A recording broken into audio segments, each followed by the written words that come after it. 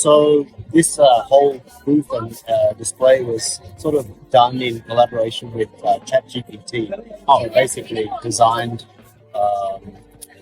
without much, or I mean with my input, but without much initial direction from me. So I just kept asking the AI questions.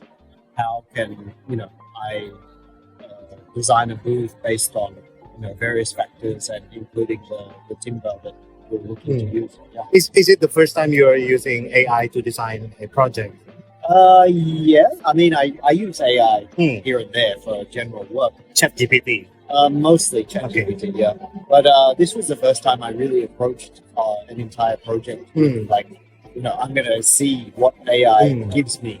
And without any sort of restrictions on, I want it to look like this. I just say, you tell me what it should look like, and then we'll go from there. Are you satisfied with the result or yeah. the process, maybe? It was good and bad. I'm satisfied with the result, but then I had to do a lot of work to make it the way I want it to look. But this tool is nice, though. Oh, thank you. It is nice. Yeah, I mean, it's sort of the things ChatGPT or DALL-E gives is very impossible to make, especially when you ask it to do wooden products. I mean, it doesn't sort of recognize, you can't bend the wood in a wild shape. So you have to sort of take what it gives you more as an inspiration and then refine it to something that can actually be made. So, yeah, in the end, I changed it quite a lot. But sort of the initial direction all came from ChatGPT. So you're going to use AI again for the future projects, maybe? I think it's good for like coming, just experimenting with random ideas and just throwing things together.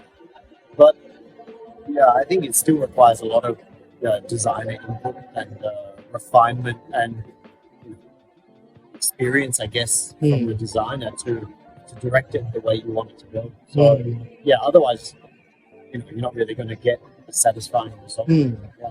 Do you think the AI is a good tool for us designers to brainstorm, let's say? Again, yes and no.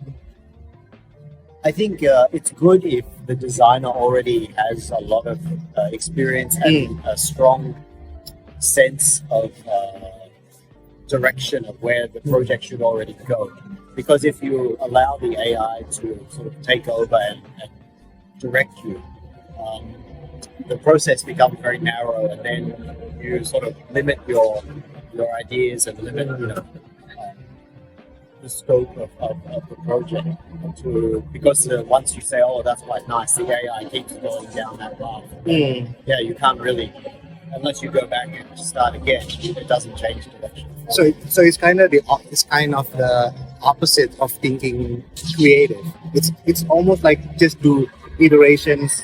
Yeah, in many. Actually, yeah, it's very much like that. You don't have to be creative so much yourself because at the beginning you just ask it, give me this, and it does it for you. It's like, oh, that's okay. Give me another one. Give me another one. Give me another one. But then it starts to sort of just lead you down the path rather than you telling it, or directing it correctly. In maybe you don't have a clear vision of what you want it to be. So it's just leading you down the path, which may not be the right path to go down. Yeah. But well, the young generations, the TikTok generation especially, they were relying so much on these apps and on these AI things because I don't know, maybe it's faster. It's definitely faster. For sure, it's faster. Yeah. But I mean, what it gives you is a really nice picture, And that's it. an incredible image. Yeah. I mean, a lot of it can't be actually produced, so it can't replace the guy at the factory who understands how things are joined together and how you should design around the manufacturing methods or design around the material. So with the material in mind, like, firstly looking what are the properties of the material, how can I best show the good sides of the material and sort of downplay, things it can't do or design around the things that obviously wood can't do everything. I mean, sometimes you need steel, sometimes maybe you want glass or whatever. So, but designing for that particular material, the AI sort of just grabs whatever resources it has and just mashes them together, which is not really thinking about the wood itself or the material or how it could best be displayed or used or joined or whatever. Yeah, I agree. I think the best way for designers to design is they have to know the characteristic of the material first, and then they have to know about the production sides, the technical sides, and not relying so much on what the AI suggests. Yeah, I think it's good for visuals and things like that. But in terms of like getting a product made, that's where it really falls down. I see. Okay, so we are on a furniture fair right now. So can you give your insight on, I mean, what's happening in this world right now? I mean, in terms of furniture fairs and the design industries, because Singapore is going to hold a Singapore Design Week. Singapore Design Week in 2 weeks. And then so they've also struggled in Singapore since COVID, of course. Trying to like rebuild the design fairs and things like that. It's kind of, I mean, it's been good and bad, I guess. There's been some progress, but maybe after COVID, people started working in a different way anyway and realized, I don't have to travel so much. I can do a lot via, Zoom calls and things like that. So maybe that's affected trade fairs quite a bit, design fairs, that people don't always need to really go and see firsthand what it's like. So you're saying that we need a different way of presenting, or I think maybe the design fairs need to be more of a experience fair for some reason apart from just seeing a new product.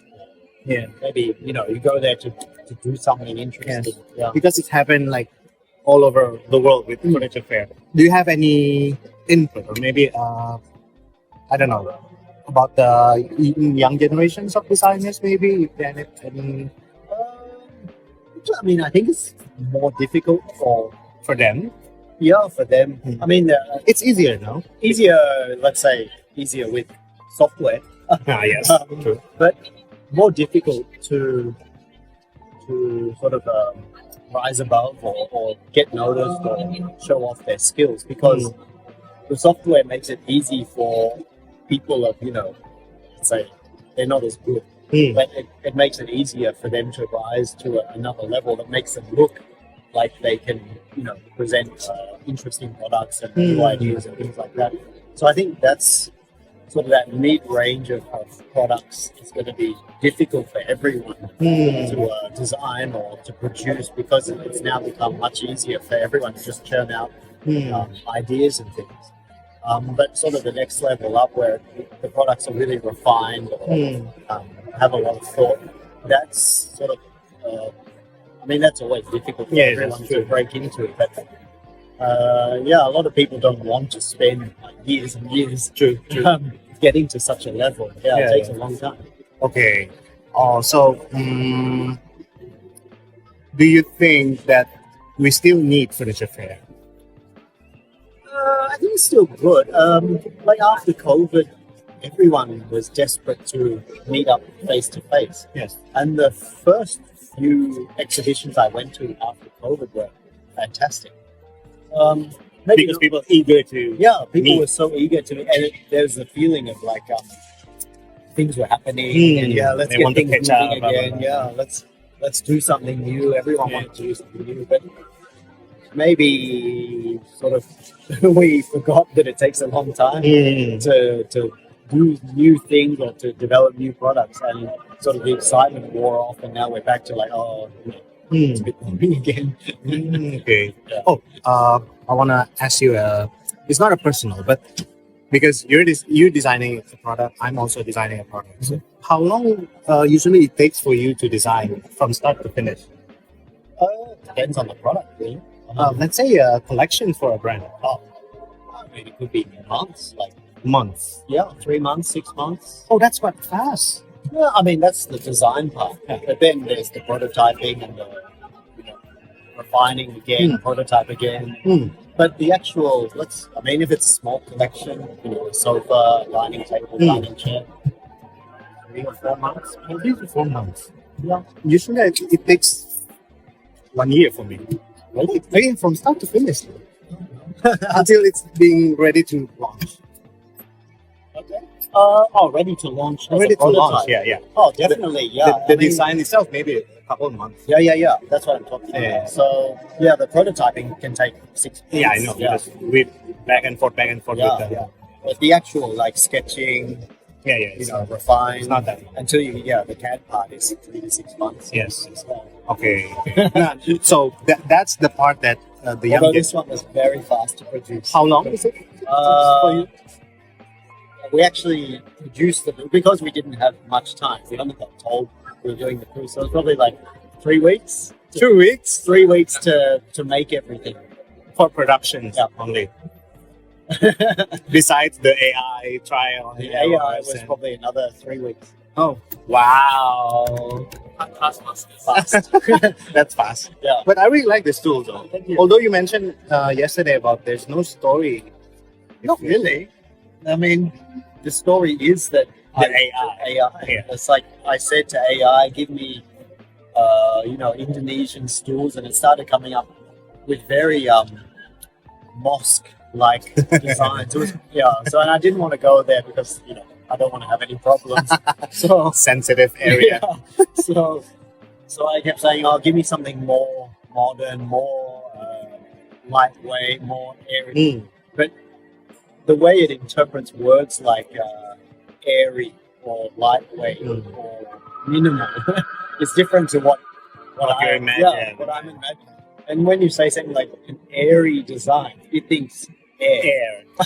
And it's Literal air. Yeah, it started coming up with like these, almost like fan type shapes. Like, okay, well, give me something more of that.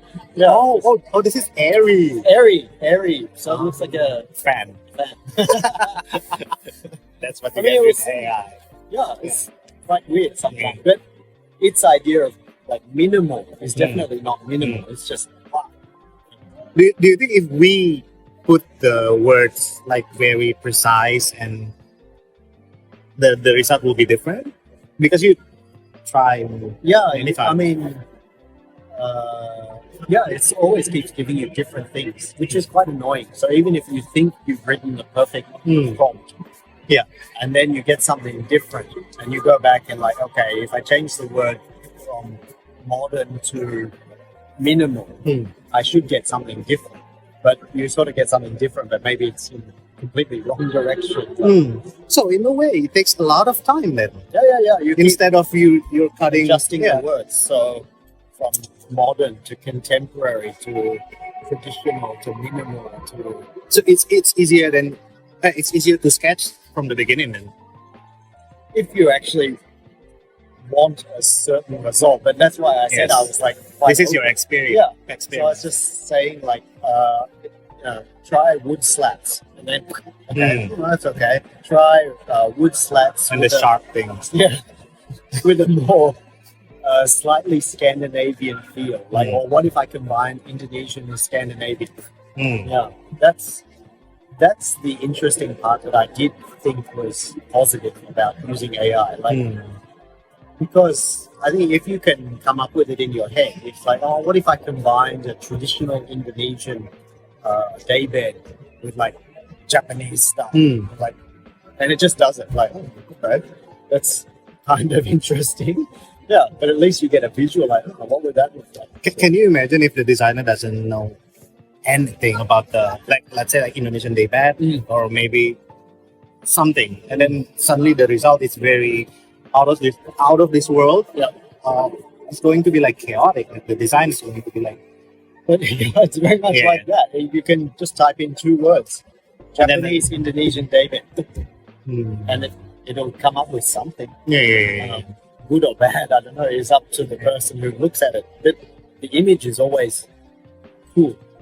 That's the problem. The image is really good. beautiful image. Yeah. Yeah. So whether True. the design is well thought out or can it be made well or efficiently or cost effectively? I don't know. So are you suggesting that the university or maybe schools teach the younger generation to use AI, or they shouldn't?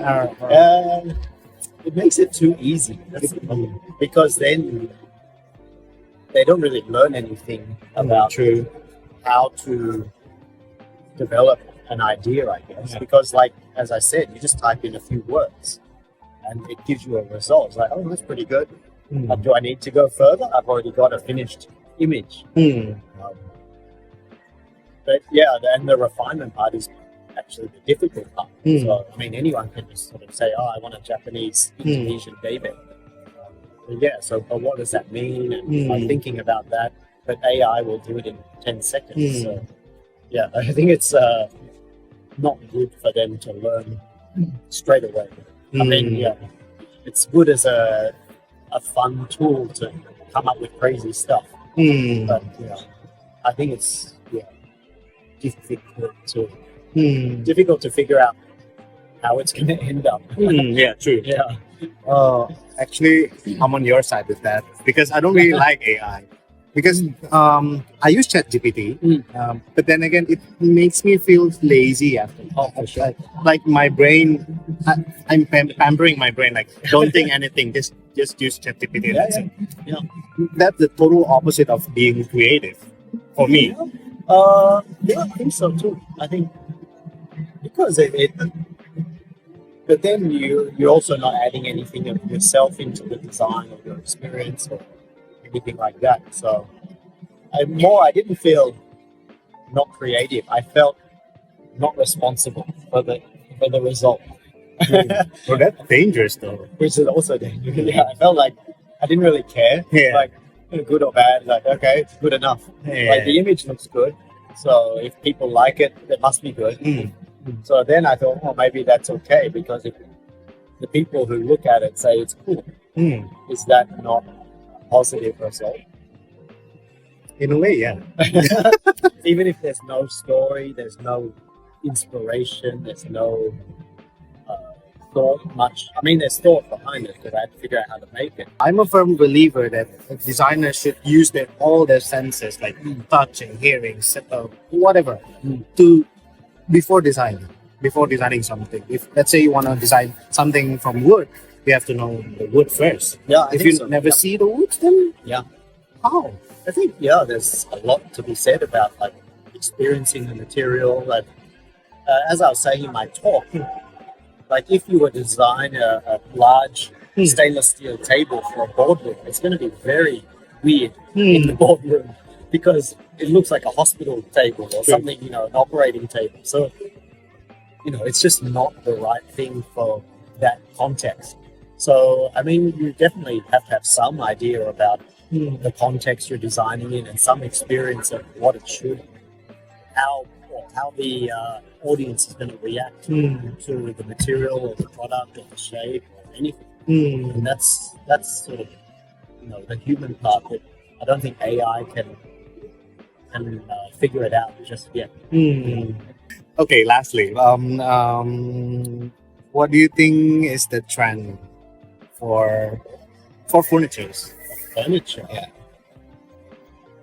Well, it depends in which market, I guess, is the question. Maybe if high end, maybe easier, maybe not high end. Not high end.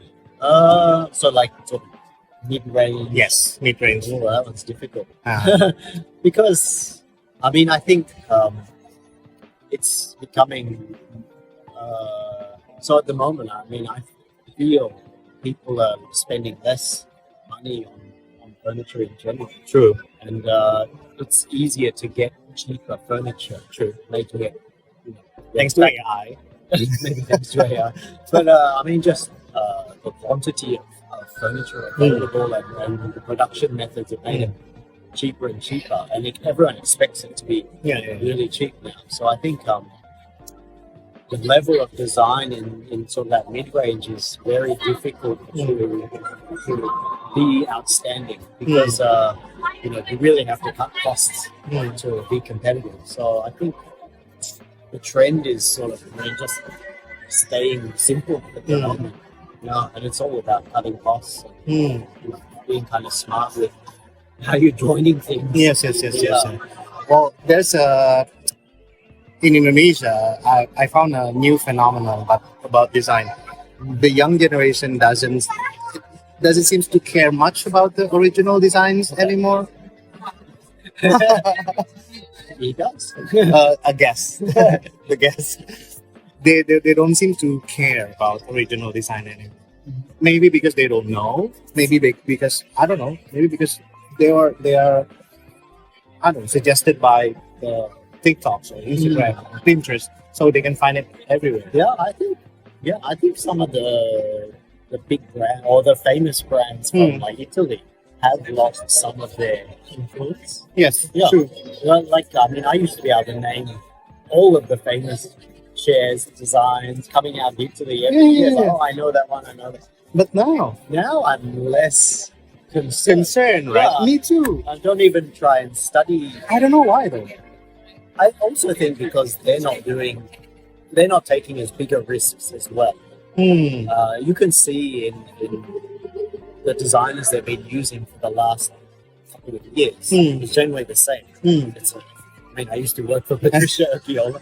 Oh, okay. Bad, but I want to hear that. no, she works for 10 different brands. Yeah.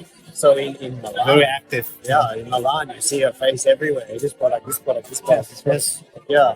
So I think, and those same brands have been using the same designers for the past couple of years and haven't really changed, and it's sort of the same things over and over again. So there's a lot less experimentation in Milan.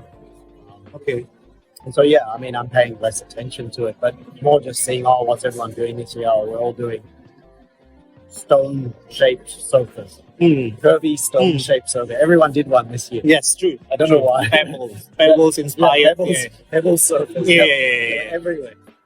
Every sofa brand had a pebble-shaped sofa. Maybe because Pinterest and all the images, the digital images that could be, but it's odd that even the famous designers in Italy all did a similar U-shaped, pebble-shaped sofa, and they all use the same materials, recycled boucle. Yeah, the one that Why is every company using exactly the same shape and the same fabric when they're all supposed to be these, risk-taking? No. You think that because subconsciously we are like brainwashed by all those images. Maybe they're all looking at it as well. Yeah. They're like, oh my God, that's nice. I should do a pebble-shaped sofa. This pebbles-shaped sofa with boucle fabrics, coming from recycled PET bottles from the ocean. Yeah, so I wasn't the only one that noticed it. Yes, correct.